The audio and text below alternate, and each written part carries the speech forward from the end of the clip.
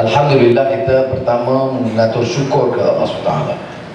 Semalam genap 5 tahun kita bertadbir negeri Selangor, dan wajar mendengar dengan teliti kupasan Tan Sri Khalid tentang rekod kerja. Kita diminta untuk mengulangi sokongan, dan kita berhak menuntut Nanti Besar dan Kerajaan Negeri menjelaskan apa yang mereka lakukan, apakah mereka dapat laksanakan janji mereka, dan apakah wajar kita mengulangi sokongan yang lebih padu. Saya gembira selain dan bersyukur kerana hal pertama yang kita gesa dan kita serang dulu ialah soal rompakan khazanah negeri. Pemimpin gunakan kuasa untuk memunggah kekayaan, memperkaya family dan kroni. Dan ini, kalau sudah tanya saya, penilaian saya tentang Tan Sri Khalid dan rakan-rakannya dalam kerajaan negeri, inilah kekuatan asas kita yang tidak mampu dicabar oleh UMNO. Dia boleh kata Tan Sri Khalid jalan kurang senyumnya, atau rambutnya kadang-kadang tidak bersikat. Dia boleh sentuh soal pipe air pecah, tetapi dia tidak boleh pertikai kewibawaan dan integriti bersihnya Menteri Besar dan pimpinan kerajaan. Dan saya tabik hormat kepada beliau dan pimpinan, dan lebih lagi hormat kepada rakyat Selangor kerana bijak membuat keputusan 2008. Yang lain itu, kalau dah pemimpin itu bersih, segah balak, tanah, syarikat boleh dipercayai, yang lain itu senang atur. Tapi kalau pemimpin pintar sekalipun tetapi penyama, perompak, rasuah, tak boleh kita harapkan. Sebab itu kalau dalam Islam, kalau ni expert ni kan, yang pertama ini disebut nak pimpin soal karakter, soal akhlak, soal moral and ethics, soal integrity. Wa innaka la'ala khuluqin azim. Ketinggian akhlak itu yang diutamakan. Saya sering dalam ucapan-ucapan menyebut tentang pengalaman saya dengan Raj Mohan Gandhi, cucu Mahatma Gandhi, sahabat karib saya, yang menekankan bahawa tugas beliau menyambung message Mahatma Gandhi, politics of conscience, iaitu politik yang harus tercerna dari hati nurani, dari dhamir, bukan dari kekuasaan, bukan dari wang ringgit untuk beli orang dan brim dan brum dan bram, bukan dengan fitnah tiap malam, bukan dengan cara tipu dalam pilihan raya. Politik ini mesti digerakkan dari hati nurani yang bersih, pegang amanah sebagai khalifah Allah dan melaksanakan tugas membela nasib rakyat. Baru-baru ini dalam sambutan Hari Raya Cina, saya cuba ingatkan masyarakat Cina yang familiar dengan sejarah karya klasik mereka. Seperti mana orang Melayu kalau nak cerita, bantu jamin masa depan itu dengan mendukung anak-anak muda yang pintar. Jangan cemburu dan sekat mereka. Nak cari calon-calon, jangan semua yang lama, ambil sebagai yang lama. Jangan lupa kita kena juga kemukakan tokoh-tokoh muda yang berwibawa, kerana mereka pengganti kita, generasi yang akan datang. Kemudian jangan lupa, bila kerja minta wanita gerakkan, bila calon tak kemukakan wanita secukupnya. Maka ini juga harus kita ingat. Sebab itu dalam sejarah Melayu, dalam memberikan galakan pada kalangan muda, disebut kisah Hang Nadim, anak muda cerdik, nasihat raja yang baik untuk selamatkan Singapura tak kala dia langgar toda. Raja terima baik nasihat. Kalau tidak, Todak dah serang Singapura. Ini Todak torpedo yang luar biasa, mati ribuan orang. Menteri-menteri MCA MIC Singapura pada masa itu, UMNO terutamanya, nasihat supaya letakkan panglima-panglima Melayu perkasa yang kebal tepi pantai. Maka perkasa bagi betik mereka mati semua. Datang Hanadir, ampun tuanku beribu-ribu ampun, Patih mengusulkan dengan segala rendah diri supaya tuanku memerintah menebang pohon-pohon pisang di Singapura dan tanam di pantai supaya Singapura diselamatkan. Maka ditanam pokok pisang, batang pisang di pantai. Todak sangkut, selamat rakyat. Maka cemburulah memandang-memandang menteri. Menteri UMNO pandai. Maka pemerintah mengatakan, masa itu kuasa gajah mengatakan, masa itu apa salahnya? Ya, kalau umur 10 tahun cerdik macam ini, bayangkan kalau umur 20 tahun. Maka difitnahnya budak muda ini, dikatakan kalau begini dia akan besar nanti, dia akan terlalu pandai dan akan digulingkan kerajaan di bawah sultan itu.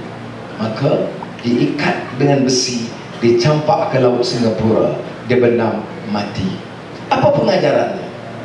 Pengajarannya supaya jangan kita tumpulkan peluang anak-anak muda kita bangkit. Beri mereka kerjasama, beri mereka latihan, beri mereka peluang dan didik dan asuh mereka. Ini tanggungjawab kita. Cara mengajar wanita, duduk simpati kepada derita wanita. Cerita Tun Fatimah dalam kisah Sultan Mahmud mangkat di Julang, sudah tahu. Tetapi yang saya sebut dalam hari raya Cina baru ini, si Yoji, betul lah? Dia kata betul-betul lah. Ini maknanya Journey to the West. Orang Cina ni dia hebat dengan cerita klasik lama. The Journey to the West. Ada satu lagi, Romance of the Three Kingdoms. Cerita roman ni Azmi mungkin baca, saya belum baca yang itu habis. Tapi yang pengembaraan ke barat, Journey to the West ini ceritanya apa? Ini cerita klasik perjuangan Tasha, seorang pemikir, orang baik Buddhisme yang nak mencari kitab sampai ke Tibet dan terpaksa harungi berbagai ujian dan derita sebelum mencapai tujuan. Jadi pengajaran itu penting, saudara. Kita tak boleh capai apa yang kita capai di Selangor tanpa pengorbanan. Bukan sejak, ada yang kata sejak reformasi Anwar 1998. Tak benar. Sebab asas itu dipupuk dari awal. Kita kena kenang Dato' Omar Jaafar, walaupun dia asas UMNO, dia tinggalkan UMNO kerana dia ciri. Dr. Hamid Al-Ahlami, ini semua pejuang-pejuang asal. Kita tak lupa. Yang kemudian mengasaskan UMNO, mengasaskan PAS. Kemudian kita tahu perjuangan liku-liku perjuangan DAP. Ada masing-masing habuannya. Jadi kita selepas berlakunya Kemelut 98 itu sekadar menjadi gerakan pemangkit, bukan permulaan. Saya dari segitu tawaduk. Kadang-kadang orang kata kita bermula 98, tak benar. Kita meneruskan pada tahun 98. Kita menjadi mencetus dengan lebih hangat dalam insiden yang berlaku. Yang saya sebutkan begini ialah orang-orang, tokoh-tokoh, ibu bapa kita yang menggerakkan semangat perjuangan ini. Cita-cita mereka apa? Cari bala, tanah, saham, lembu. Tidak. Untuk menjamin masa depan yang lebih baik mentadbir tata kelola kerajaan yang baik dan bersih, dan mendapatkan negara ini mencapai baldatun thayyibatun wa rabbun ghafur. Orang kata ini negara baik, rahmat, kebajikan dan mendapat keampunan Allah, ini hanya moto pas. Saya nak sebut is beyond that. Ini Quranic, a basic Quranic principle, bahawa matlamat kita dalam hidup ini tidak boleh lari daripada mencari keredaan untuk keamanan, keadilan, rahmat semua rakyat. Jadi ini kita tak boleh lagi. Sebab tu kadang-kadang kita sibuk perbincangan, rebutan kerusi, soal kempen, soal panas satu dua isu, soal projek. Kita lupa kerangka besar dalam mana-mana perjuangan, termasuk Pakatan Rakyat. Kita boleh lari pada kerangka besar. Lihat pencapaian negeri. Ada masalah dengan persekutuan, ada pertembungan cukup sengit, dan oleh makin kadang-kadang masalah itu melimpah hingga ke pegawai. Pegawai bertugas di bawah menteri besar, pegawai juga pegawai persekutuan. Arahan persekutuan jangan bagi kerjasama. Pegawai ini juga digerakkan dengan conscience. Tidak semua mau diperalatkan, dia tahu tugasnya. Ada juga yang tidak semestinya seadanya. Jadi kita ada masalah-masalah begitu terpaksa dihadapi. Saya tidak memberikan excuse, sebab Tan Sri Khalid tahu dalam mesyuarat-mesyuarat saya keras soal kebajikan rakyat, soal projek memberikan keselesaan pada rakyat. Saya tak tahu langsung. Kamu masalah dengan persekutuan, masalah kamu selesaikan, sebab itu namanya kamu menteri besar. Tapi masalah rakyat jangan bagi alasan, melainkan untuk memberikan kebajikan dan manfaat sebanyak mungkin kepada rakyat. Dan untuk ini sekali lagi kepada beliau dan rakan-rakan beliau, saya katakan perkara ini dapat kita jalankan sedaya upaya kita. Mana ada rekod berbanding dengan 50 tahun UMNO BN? Mungkin sebagian saudara tidak tahu, pegawai tahu, dia boleh banding. Saya, alhamdulillah saya tahu, karena saya juga dalam kerajaan. Saya boleh banding. Tidak ada, tidak pernah dalam sejarah Selangor sejak merdeka 1957 dapat dicurahkan sebanyak itu kepada semua rakyat tanpa mengira kaum di negeri Selangor. Saudara boleh berbeza pendapat dengan pimpinan. Saya pun kadang-kadang saya tegur, saya tidak setuju semua. Tapi saya bukan menteri besar, saya menasihat. Tetapi saya tidak boleh nafikan dalam kerangka besar ini, kekuatan negeri Selangor ialah rekod kerja dan pimpinan yang bersih, tidak rasuah, tidak memperkayakan diri mereka. Jadi selain saya nak sambung tentang manifesto Pakatan Rakyat. Kalau kita faham kerangka ini, tak patut ada polemik manifesto. Orang Melayu kata, mana dia masalah Melayu? Tak sebut dengan tegas. Macam mana masalah orang kampung Melayu, masalah Bumi Putra, tak disebut dengan jelas. Orang India kata macam mana Tamil ni, India tak ada section India.